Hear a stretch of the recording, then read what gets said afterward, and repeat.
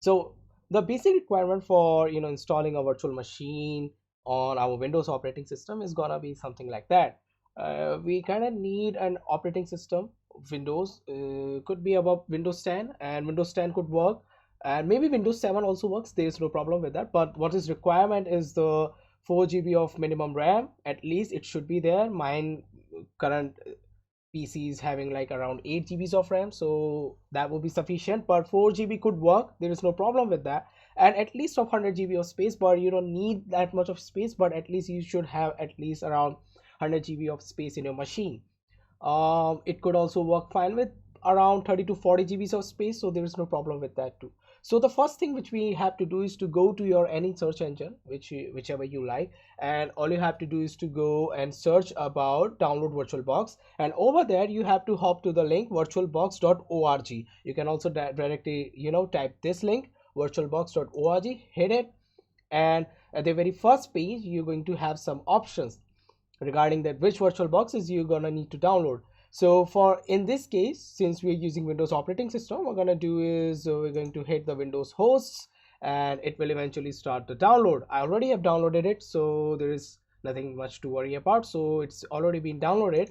Now the second thing is we have to go to download the operating system itself, and for this case right now right here we're downloading Ubuntu. You can use CentOS or any other Linux based operating system, it's all up to you. But here we're downloading Ubuntu, and here we're gonna download LTS, long-term support. You can also select any other desktop version of the images which you if you want, but for the purpose, for the sake of the learning and for not getting into troubles, well, usually it generally doesn't happen, but it's better to stick with the LTS part. So just hit the download button. It will lead you to another page where it says thank you for downloading, and eventually I think the download will start within a fractions of second. So I already have downloaded it, so we're not gonna waste our time here to wait for it. So getting started with downloading, gonna just hit the back. I don't know whether the call has been made or not. So once you install VirtualBox, it's quite a relatively easy process. There is no problem with that. Let me stop this downloading right here.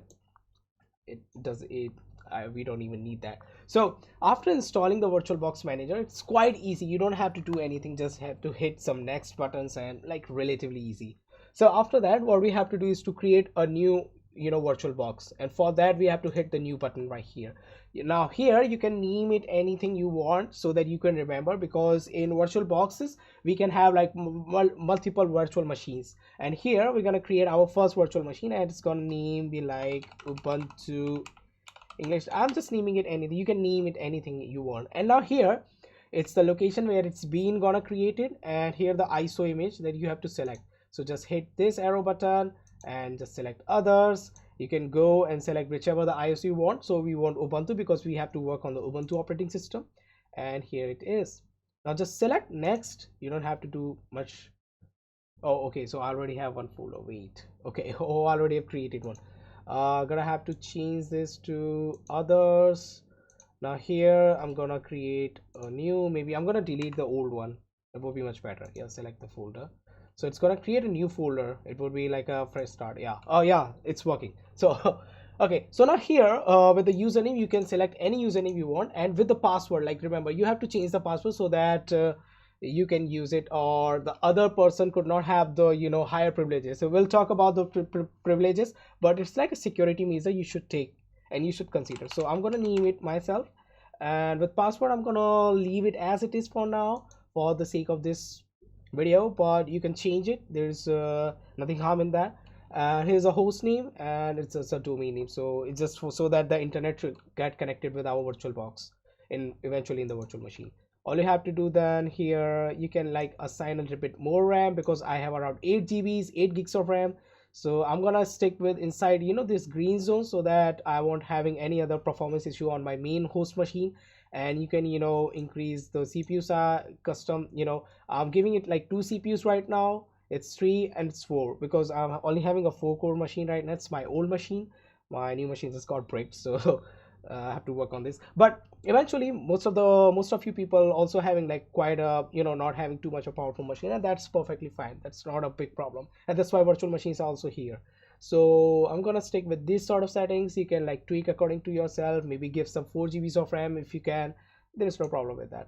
And here like disk size, the disk size, you can leave it up to 25 gigs or maybe up to like 30 gigs. It's all up to you. So I'm gonna give it like 25 gigs as it is. So you can just leave it and just hope the finish button.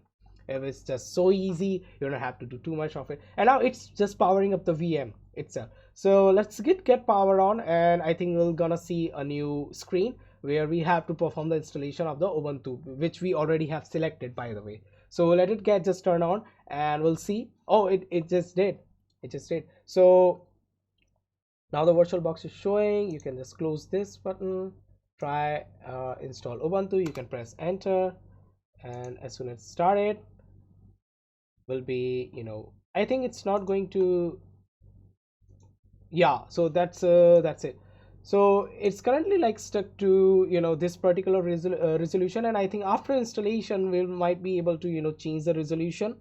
You can also go to view, you can change it from here, but we'll see that it's not such a big issue right now. But let's say it get installed by itself.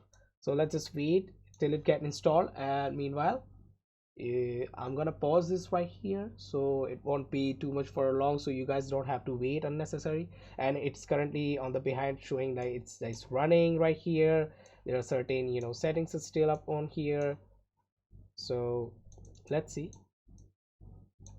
And mouse integration, just leave it. Let's get turned on and let's see.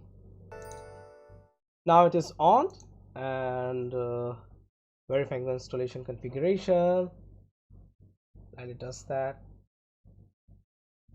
It's quite simple, nothing too much of a fancy thing, but let's just get do the steps. Now there is not such steps that which we need to do right now. The only thing I think we have to do is done maybe some checking some boxes and doing next, and it's just going to be just a really standard installation, nothing too much of a fancy thing which we need to do here. And let's see, let's just wait and let's see that what it does. It's detecting, fine. Let it just create some partitions and let us just to create some space for itself. Meanwhile we can wait, so let's just wait. Yeah, so it is still installing some of the files, and it's gonna take a little bit more time. Meanwhile we can wait again. So let's get completed, and as soon as get completed we're gonna see some of the installation steps for the Ubuntu to complete it. But those steps are gonna be like quite easy. There's nothing too much to do. There's like date and time and few other things which we have to set. So I think pretty much if you want to leave you can leave, but let it just get completed and we'll see. Okay, so our Ubuntu has installed, and now let's try to change here. Is it gonna do that anything? No. And let me just try to change. No, so it's been set right here. Maybe we can change it from inside. No, not gonna do the scale mode. So just window size, let's see. Okay, so it's what it does. So let's try to log in and try to see that is it working or not. So change me, I think was the password, and I think we're about to get inside. Yeah, it's working. It's just taking time because it's an old machine, so it's my bad, but yeah, we're inside. So your operating system is now running and everything seems to be fine. There is no problem with that. And let's see, we can skip this part. You can enable Ubuntu Pro if you want, but for now let's just skip. And I don't want to send any information right now because we're just having for it learning purposes. And you can enable the location services for better let's try to increase this. If you want to install any of these you can install, but like I think these some of the apps which you can use. And I think the first thing we can also check out from here is the terminal. So let's just type terminal. The terminal is getting opened. Fine. So everything is quite working, and they want you to Ubuntu English, which is our host name, and my username which I've given. So hey, our virtual machine is set up and everything is working fine. So that's for this. Let's see into the next